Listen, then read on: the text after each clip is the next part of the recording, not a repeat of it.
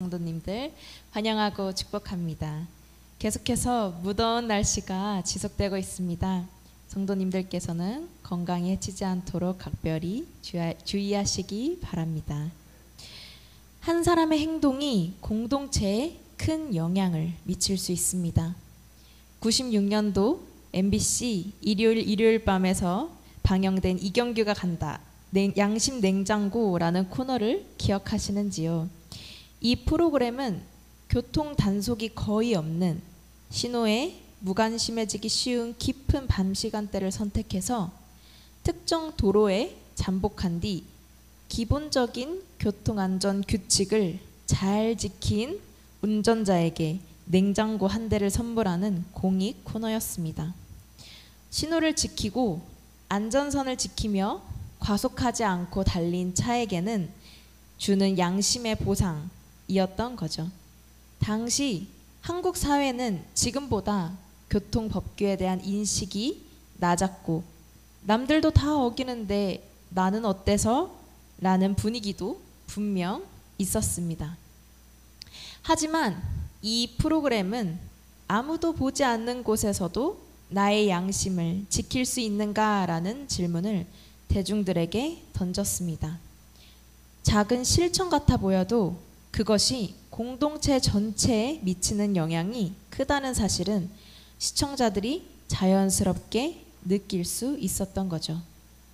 실제로 96년 당시에는 교통사고로 인한 사망자가 12,000명이 넘었다고 합니다.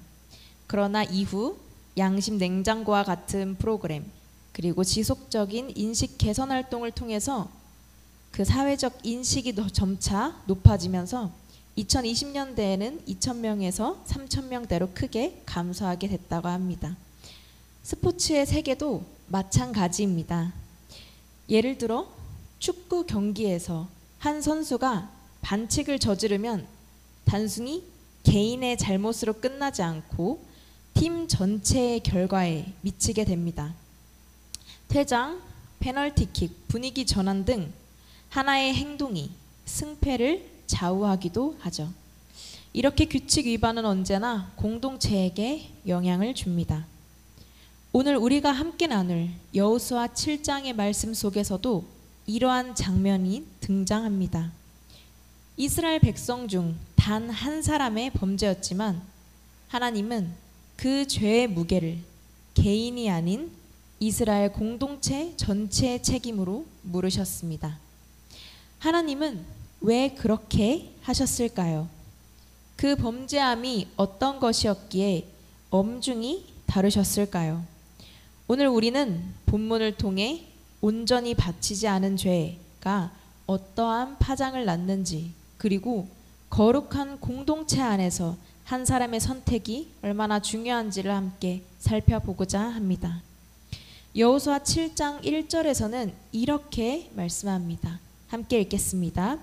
이스라엘 자손들이 온전히 바친 물건으로 말미암아 범죄하였으니 이는 유다 지파 세라의 증손 삽디의 손자 갈미의 아들 아간이 온전히 바친 물건을 가졌음이라. 여호와께서 이스라엘 자손들에게 진노하시니라. 아멘. 이 말씀을 보면 유다 지파 중 한 사람인 아간이 하나님께 바쳐야 할 물건을 몰래 숨겼습니다. 하지만 우리가 주목해야 할 것은 죄를 범한 사람은 아간 단 한 명인데 성경은 이스라엘 자손들이 범죄하였다라고 선언하고 있다는 것입니다. 심지어 하나님의 진노는 아간 한 사람에게 미치는 것이 아니라 이스라엘 전체에게 향하고 있습니다. 왜 하나님은 아간 개인의 잘못을 이스라엘 공동체 전체의 잘못으로 보셨을까요? 그 이유는 히브리 사상 안에 깊이 자리 잡은 연대 책임입니다. 히브리 공동체는 개인이 공동체로부터 철저히 분리된 존재가 아니라 함께 언약을 맺고 책임지는 존재로 여겼습니다. 다시 말해 한 사람의 죄가 곧 공동체 전체의 죄가 되는 것입니다. 아간은 하나님의 명령을 어기고 온전히 바쳐야 할 물건을 숨겼습니다. 그러고 이스라엘 공동체는 그 죄를 방치하거나 감지하지 못한 책임이 있었습니다. 사실 이와 비슷한 일이 지금 이 세상에서도 일어나고 있습니다. 오늘날 세상은 교회의 타락, 한 그리스도인의 부끄러운 행동으로 인해 모든 교회와 그리스도인들을 향해 손가락질합니다. 그리고 우리는 그 비난 앞에서 억울해하기보다는 연대 책임의 무게를 알고 함께 깨어 있어야 함을 알게 됩니다.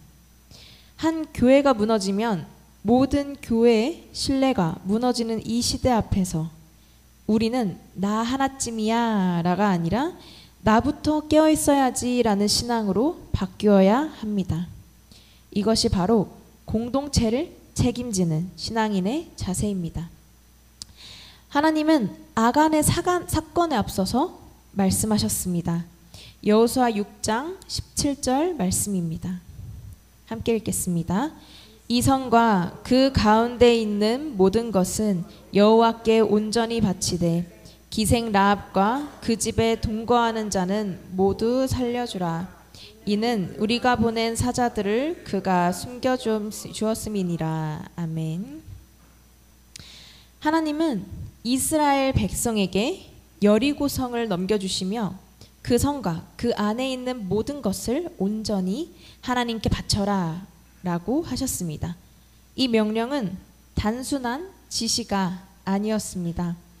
하나님의 승리를 경험하게 해주신 그 첫 전투에서 백성들이 드려야 할 태도와 자세, 다시 말해 하나님의 영광을 인간이 취하지 말고 온전히 하나님께 드리라 라는 신앙의 고백이 담겨 있었던 겁니다. 어쩌면 우리는 아간의 죄를 단순히 하나님의 명령을 어긴 그러한 윤리적인 위반처럼 생각할 수도 있습니다. 하지만 이 사건은 단지 규칙을 어긴 문제를 뛰어넘습니다. 바친다라는 것이 무엇인지 그 신앙적 의미를 곱씹어 보면 아간의 죄는 단순한 실수가 아니라 하나님의 권위에 대한 도전이며 공동체 안에 심각한 신앙적 균열을 일으킨 행위였습니다. 특히 여호수아 6장 17절에서 우리가 주목할 부분이 있습니다. 하나님은 모든 것을 바치라 라고 하면서도 단 한 가지는 살리라 라고 명령하십니다. 그 살리라고 명령하신 그 사람들은 라합과 그의 가족들입니다. 이 대조를 통해 우리는 바친다 라는 것과 살린다 라는 것은 반대의 의미를 갖고 있다라는 것을 알 수 있습니다. 일반적으로 살린다의 반대말은 무엇인가요? 죽인다입니다. 이 본문에서는 그러나 단순한 생사의 문제가 아니라 하나님께 바친다 라고 함으로써 제사적 의미의 죽음을 뜻합니다. 왜 하나님께 바치는 것은 죽어야만 되는 것일까요? 신명기 20장 16절에서 18절까지의 말씀을 보면 그 이유가 분명히 나타납니다. 함께 읽겠습니다. 오직 내 하나님 여호와께서 내게 기업으로 주시는 이 민족들의 성읍에서는 호흡 있는 자를 하나도 살리지 말지니 곧 헷 족속과 아모리 족속과 가나안 족속과 브리스 족속과 히위 족속과 여부스 족속을 내가 진멸하되 내 하나님 여호와께서 내게 명령하신 대로 하라. 이는 넘겨주시면 읽겠습니다. 이는 그들이 그 신들에게 행하는 모든 가증한 일을 너희에게 가르쳐 본받게 하여 너희가 너희의 하나님 여호와께 범죄하게 할까 함이니라. 아멘. 하나님은 이스라엘 백성에게 가나안 땅에 들어가 그 땅의 성읍들을 점령할 때 호흡 있는 자를 하나도 살리지 말라라고 명령하십니다. 이는 그저 정복하는 정도가 아니라 진멸하라 라고까지 하셨습니다. 그 이유는 단순히 민족 간의 전쟁이나 정치적 정복을 넘어서 영적인 분리와 거룩함을 지키기 위한 절대적인 명령이었기 때문입니다. 그 땅의 백성들은 이미 우상을 섬기며 하나님이 보시기에 악을 행하고 있었고 그들의 삶은 이미 하나님의 심판 아래에 있었습니다. 즉 가나안 땅은 하나님의 시선에서 보면 이미 죽은 땅이었던 것입니다. 하나님은 그 죽은 땅을 새롭게 갈아엎으라고 명령하셨습니다. 마치 농부가 다음에 좋은 농사를 위해 죽고 메마른 땅을 갈고 뒤엎듯이 하나님은 그 땅을 진멸함으로써 이스라엘이 그 악한 영향력에 물들지 않고 새롭게 거룩한 백성으로 거듭나기를 원하셨던 겁니다. 이스라엘이 여리고성의 전리품을 온전히 하나님께 바쳐야 했던 이유도 여기에 있습니다. 하나님이 넘겨주신 그 첫 번째 승리의 열매를 온전히 드려야만 그 이후의 싸움에서도 하나님의 거룩한 백성으로서의 정체성을 지켜낼 수 있기 때문입니다. 바쳐야 거듭날 수 있습니다. 죽어야 새로워질 수 있습니다. 이와 같은 맥락에서 민수기 6장 6절을 통해서 나실인의 삶을 조명해 볼 수 있습니다. 함께 읽도록 하겠습니다. 자기의 몸을 구별하여 여호와께 드리는 모든 날 동안은 시체를 가까이 하지 말 것이요. 이 구절은 나실인의 세 가지 기본 조건 중 하나를 설명합니다. 먼저 그 세 가지 조건은요. 첫 번째, 포도주와 독주를 멀리하고, 두 번째, 서원 기간 동안 머리카락을 자르지 않습니다. 그리고 세 번째, 시체를 가까이 하지 말아야 합니다. 이 나실인은 이 세 가지 조건을 무조건 지켜야 했습니다. 여기서 우리가 주목해야 될 조건은 바로 이 세 번째, 시체를 가까이 하지 말라라는 조건입니다. 왜 하나님은 구별된 자, 바로 하나님께 헌신한 자인 나실인에게 시체를 만지지 말라고 하셨을까요? 시체는 죽음의 결과물입니다. 죽음은 죄의 결과이며 하나님과의 단절을 의미합니다. 그러므로 하나님께 구별되어 살아가고 거룩한 백성으로 부름받은 자에게는 죄와 죽음의 영역에서 멀어져 있어야 했습니다. 하나님은 나실인을 통해서 이스라엘에게 말씀하십니다. 거듭난 자는 죽음과 상관이 없다. 나는 너희를 죽음에서 건져 구별했다. 하지만 아간은 이러한 하나님의 거룩한 명령을 어기고 말았습니다. 그는 자신의 탐심을 이기지 못하고 하나님께 온전히 바쳐 드려야 할 물건, 즉 죽여서 드려야 할 물건에 손을 대었습니다. 다시 말해서 하나님께 드려진 하나님의 영역에 있는 죽은 것을 인간의 탐심으로 건든 손을 댄 것입니다. 이는 단순한 절도의 문제가 아니라 하나님의 영광과 주권을 침범한 것이며 하나님과의 언약을 파기한 신성모독이었습니다. 이러한 아간의 행위는 이스라엘 모든 백성에게 영향을 미칩니다. 여호수아는 성공적인 여리고성 전투 이후에 아이성으로 다시 정탐꾼을 보내게 되는데요. 정탐꾼들은 돌아와서 이렇게 이야기합니다. 아이성은 크지 않습니다. 아이성은 수도 적고 병사도 적습니다. 굳이 모든 군사를 보내 싸울 필요도 없습니다. 2-3천 명만 보내도 충분합니다. 이들은 여리고 전투의 영광을 기억하고 있었습니다. 하나님의 능력으로 단 한 사람도 희생하지 않고 승리를 거두었기 때문에 이번 전투는 더 쉬울 것이라고 생각했습니다. 그러나 예상과는 다르게 전혀 다른 일이 일어나고 맙니다. 이스라엘이 아이성 전투에서 완전히 패하고 만 것입니다. 도망치는 이스라엘 백성을 쫓아 아이성 사람들이 36명의 이스라엘 군사를 죽였습니다. 이거는 단순히 이 숫자의 의미를 두는 것이 아니라 하나님의 보호가 이스라엘에게 더 이상 없다는 것이라는 그러한 충격이었습니다. 백성들은 혼란에 빠졌고 이들의 상태를 이렇게 표현합니다. 백성들의 마음이 녹아 물같이 되었다. 이것은 여호수아 2장에서 여리고성 사람들이 이스라엘 사람들을 마주하며 그들이 마음이 녹아내렸던 장면과 대조됩니다. 그 당시에는 하나님의 임재 앞에 여리고 사람들이 두려워 떨었지만 이제는 하나님의 진노 앞에 이스라엘 자신들이 두려워서 떨고 있는 것입니다. 여호수아는 이 충격적인 결과 앞에 무너집니다. 그는 옷을 찢고 하나님 앞에 엎드려 하루 종일 기도로 부르짖습니다.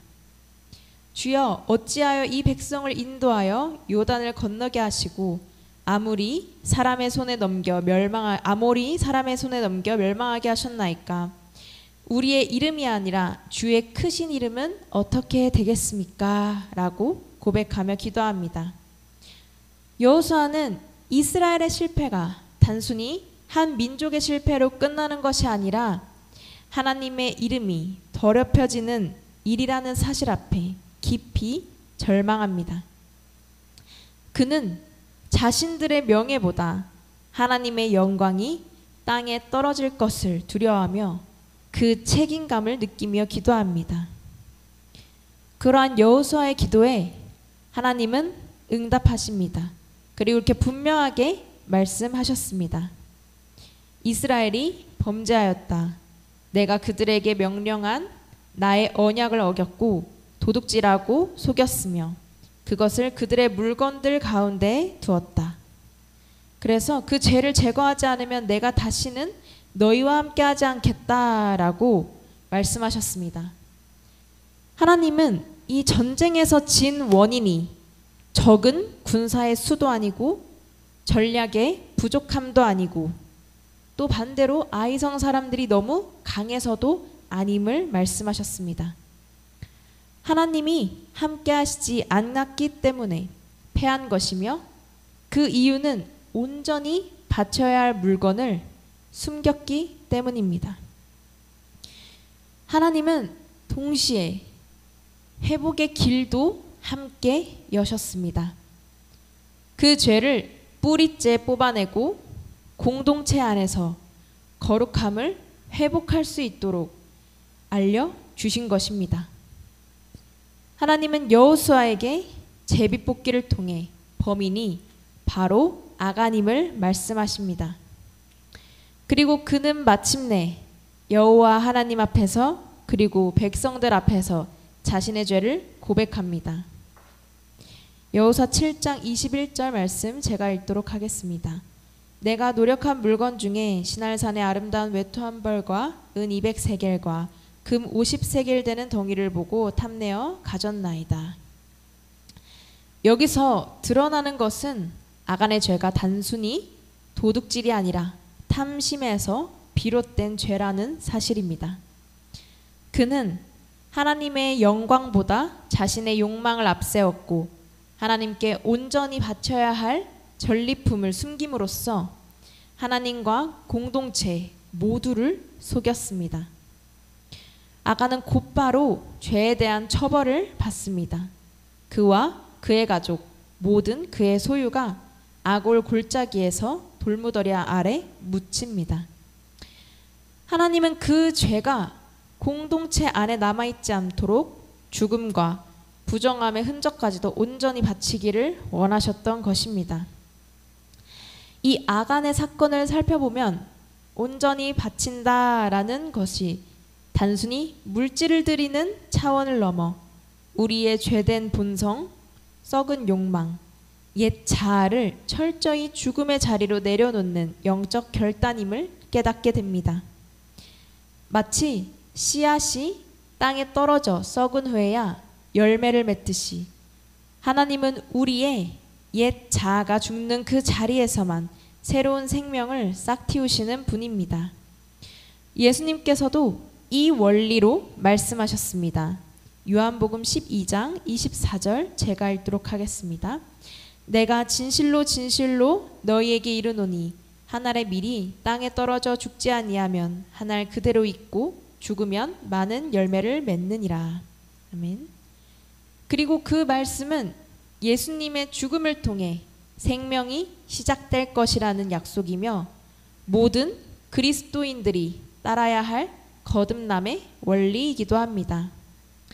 이 복음의 진리는 고린도후서 5장 17절 말씀에서 더욱 선명하게 선포됩니다.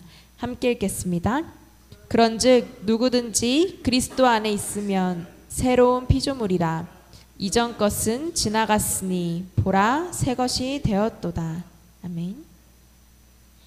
이 말씀처럼 아간은 숨기고 감추던 과거의 죄된 모습은 반드시 죽음으로써 지나가야 하며 그리스도 안에서 우리는 전혀 새로운 존재, 하나님의 생명으로 살아가는 피조물로 다시 태어난다는 선언입니다.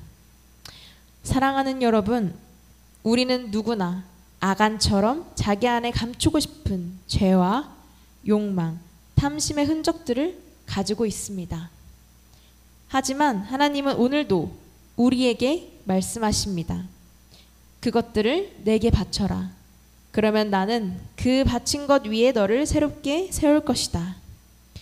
우리가 죽어야 할 것을 바칠 때 우리가 하나님 앞에 진심으로 회개하고 옛 자아를 내려놓을 때 하나님은 그 죽음 위에 새로운 피조물로서의 삶을 시작하게 하십니다. 하나님께 온전히 바친 삶, 숨김없는 믿음, 그리고 새 생명 안에 거하는 존재로 다시 서는 은혜가 우리 성도님들 가운데 임하시기를 주님의 이름으로 소망합니다. 우리 찬양 하시도록 하겠습니다. 289장 찬양하시면서 오늘 말씀을